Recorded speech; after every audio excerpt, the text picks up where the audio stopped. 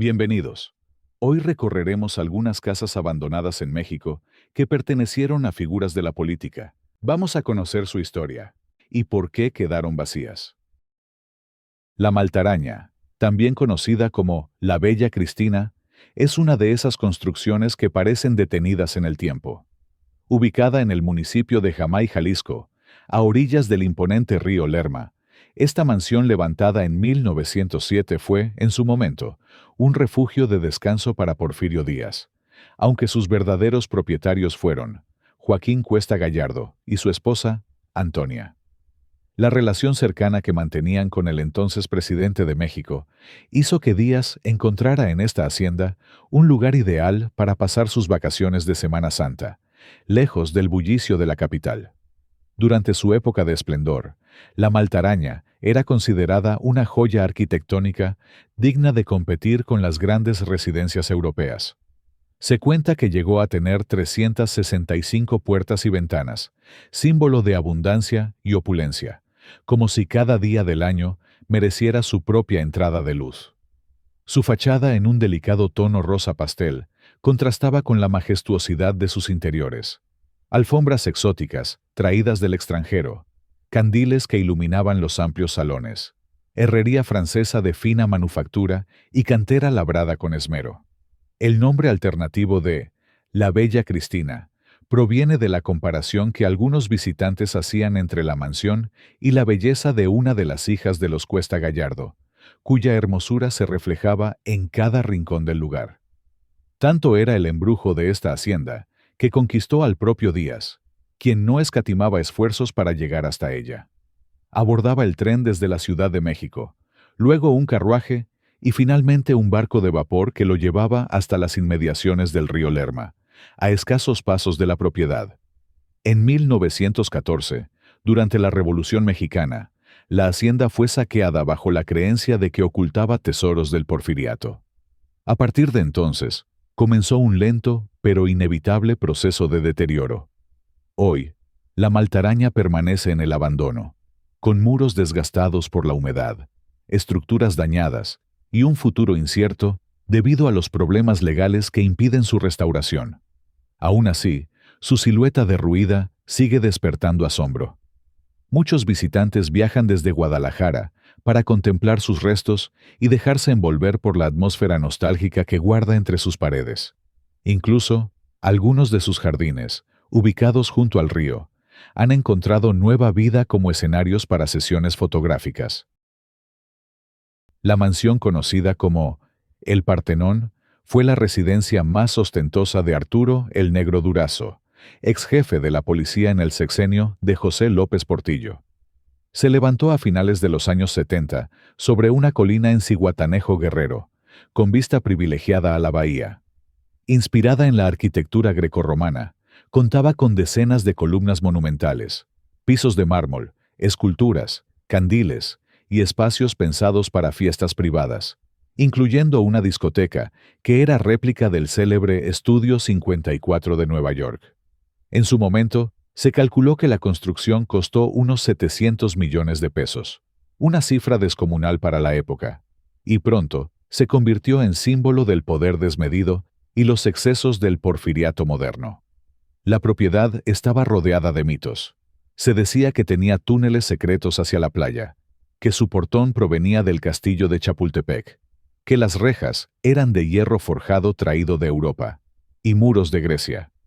Lo cierto es que contaba con un portón de 15 por 10 metros, 57 columnas y un terreno de más de 20.000 metros cuadrados con alberca y jardines. Tras la caída de Durazo, a principios de los años 80, la mansión quedó en el abandono y saqueada, hasta que en 1989 el gobierno de Guerrero decretó su expropiación. A partir de ahí, vinieron décadas de pleitos legales con los herederos del exjefe policíaco que intentaban recuperar la propiedad. Pero en 2019, la Suprema Corte desechó el último amparo interpuesto por su hijo. En 2022, el municipio de Zihuatanejo firmó un comodato para hacerse cargo del lugar, y tras una serie de intervenciones, el 6 de noviembre de 2024, el Partenón abrió sus puertas al público convertido en centro turístico y cultural. Desde entonces, recibe visitantes y se ha transformado en una atracción que combina historia, mito y paisaje.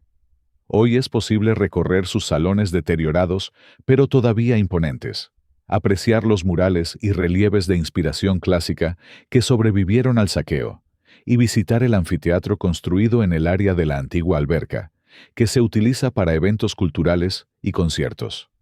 Los jardines aledaños, enmarcados por el paisaje tropical y la cercanía del mar, se prestan para sesiones fotográficas y paseos al atardecer.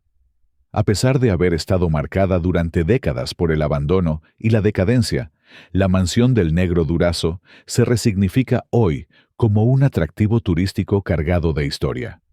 Para muchos locales y visitantes, caminar entre sus ruinas es recordar una época de excesos, pero también es contemplar la fuerza de la memoria arquitectónica y el contraste entre lo que alguna vez fue símbolo de poder y lo que ahora es un sitio abierto al público.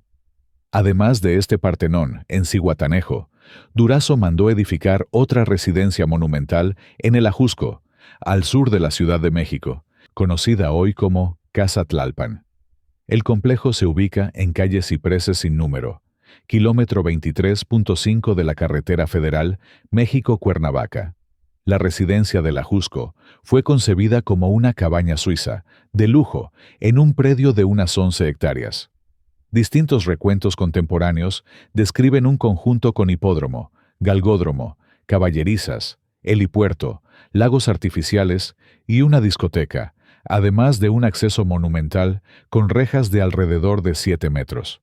Con el tiempo, parte de la prensa y la memoria popular bautizaron la propiedad como el Partenón del Ajusco. En la actualidad, el inmueble pertenece a la Academia Mexicana de Ciencias. La Hacienda de Montero es una ex hacienda pulquera del siglo XVII. Fue construida en diferentes fechas y etapas. Está ubicada en el estado de Hidalgo. Fue propiedad de los condes de Montero y tiene una superficie de 1,5 hectáreas. El inmueble conserva rasgos defensivos y productivos muy característicos de las pulqueras del altiplano. Planta rectangular con las esquinas reforzadas por fortines almenados de mampostería y ladrillo.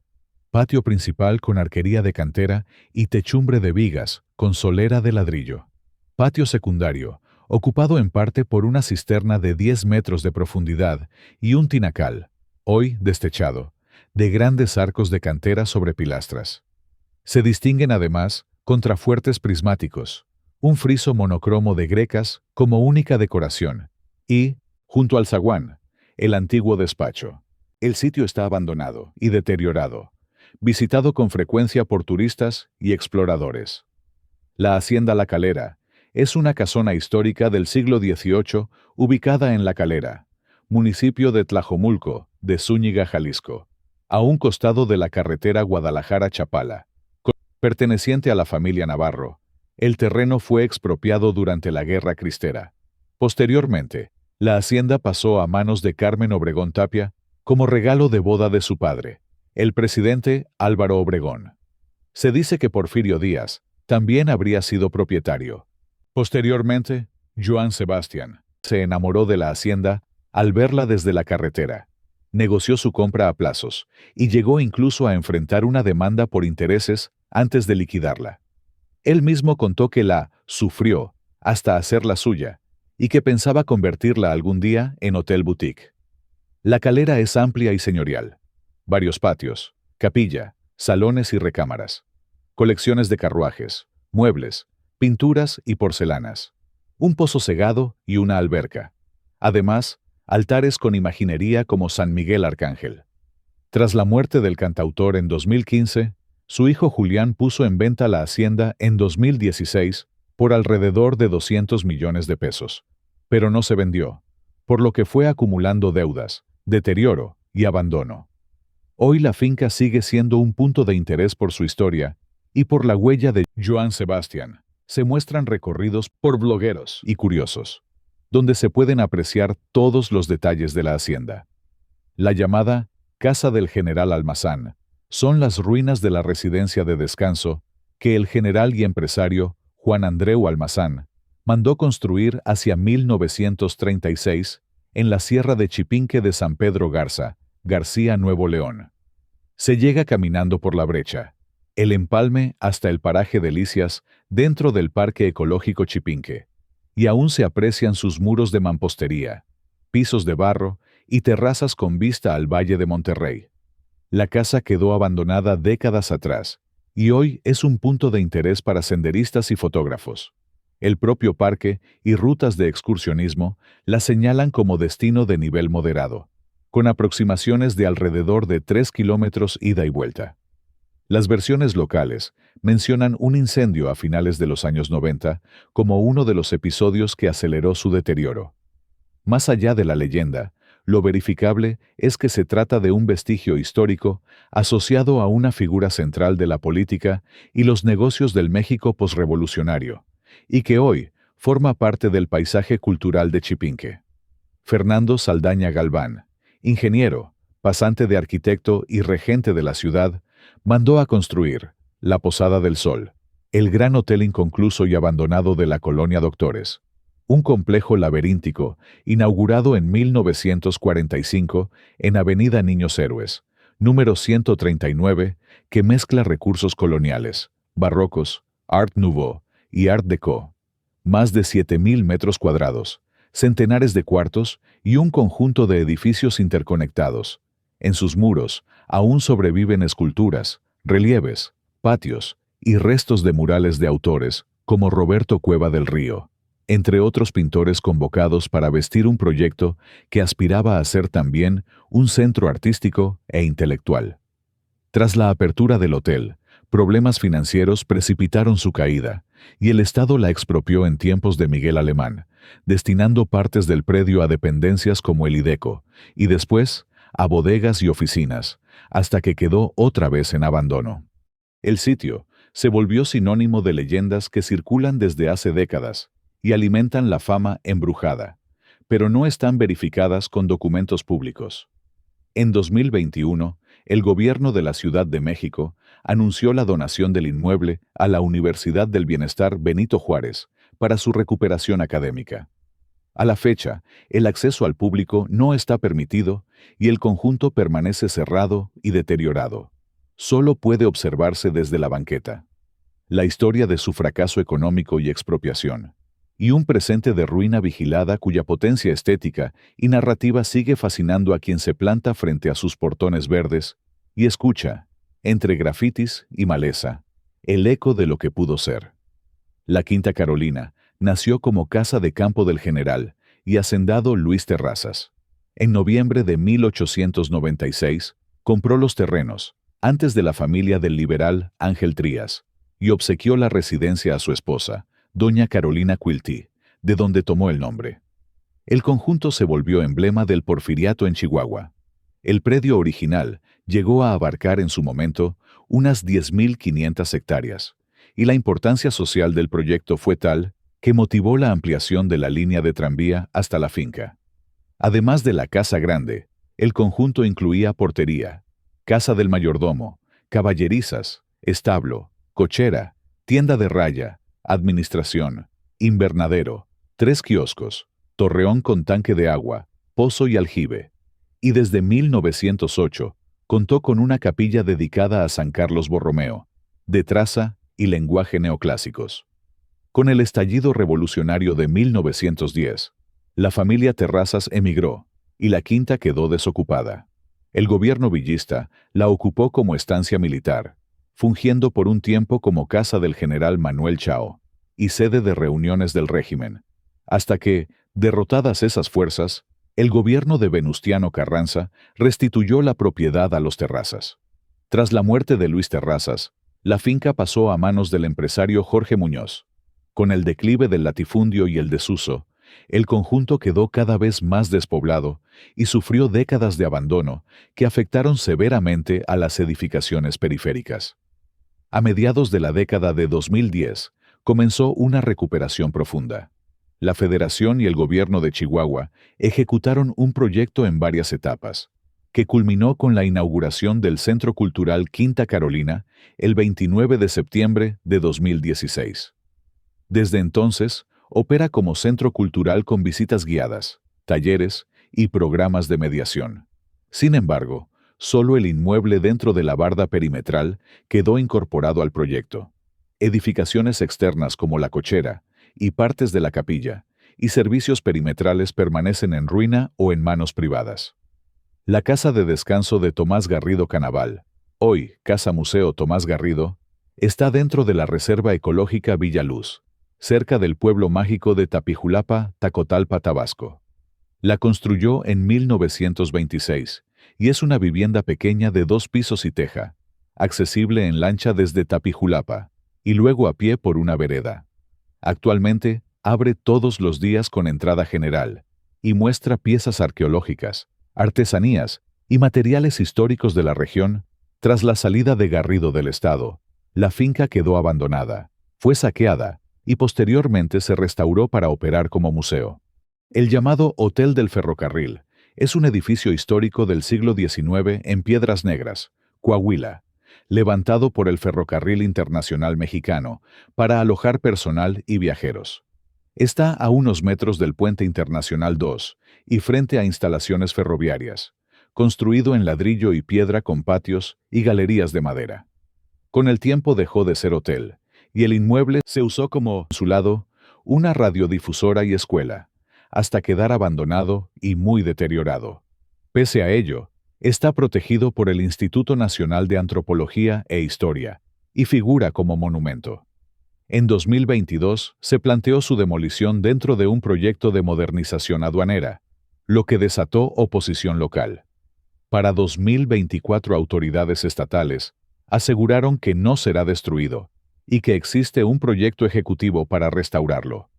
En la memoria regional circulan anécdotas que lo relacionan con figuras como Venustiano Carranza o el paso de Francisco I. Madero, relatos que forman parte del imaginario local.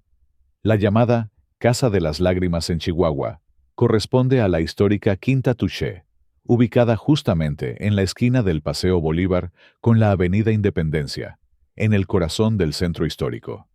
Se trata de una residencia de inicios del siglo XX, levantada sobre parte del antiguo Panteón de San Felipe. El predio fue denunciado a favor de Jacobo Touché, comerciante de origen árabe avecindado en la ciudad desde 1888. La finca, de estilo inglés, con muros de adobe recubiertos en ladrillo rojo, 3 niveles, incluido sótano y ático, fue reconstruida en 1927 con bóveda catalana y la habitó la familia Touché hasta 1975. El mote, Casa Quinta de las Lágrimas, tiene al menos 2 versiones populares. Una dice que la casa se levantó con ganancias de una casa de apuestas llamada El Cosmopolita, donde muchos lloraron su mala suerte. La otra afirma que la propiedad se apostó en una partida de cartas, y el perdedor, al cruzar el pasillo principal, derramó lágrimas. Origen del apodo. En época reciente, el municipio de Chihuahua adquirió la casona con miras a su restauración y uso público. Tras trabajos de rescate, ha funcionado como sede municipal y como museo dedicado a Toribio Ortega, además de aparecer en notas locales como proyecto de remozamiento para fines culturales y turísticos. La llamada Casa Negra, también conocida como Casa Mondragón, es una casona porfiriana de inicios del siglo XX que ocupa la esquina de Insurgentes Sur y Avenida Álvaro Obregón, en la Roma Norte. Su fachada de arcos, balcones y techumbre de teja, hoy ennegrecida y descuidada, ha permanecido décadas en abandono y es fuente inagotable de leyendas urbanas. El inmueble existe desde 1906, hacia 1935. Durante un repunte de fiebre tifoidea, la casona habría funcionado como albergue u hospital improvisado. A partir de ahí, nace la versión de que vecinos asustados por prejuicios religiosos prendieron fuego a la casa. Después, la propiedad habría cambiado de manos, y se dice que una familia de apellido Mondragón se mudó y murió a la semana por causas no aclaradas. Son relatos populares que ninguna fuente primaria ha confirmado, pero forman ya parte del folclore del barrio. Hoy, la Casa Negra sigue cerrada y aparece con frecuencia en listados de lugares embrujados y en recorridos turísticos de leyendas por la Roma. Hasta aquí nuestro recorrido. Si te gustó este viaje por la memoria, apóyanos con un like, suscríbete y activa la campanilla para no perderte el próximo episodio. Déjame en los comentarios si conoces alguna de estas casas en persona. Nos vemos en el próximo video. ¡Hasta pronto!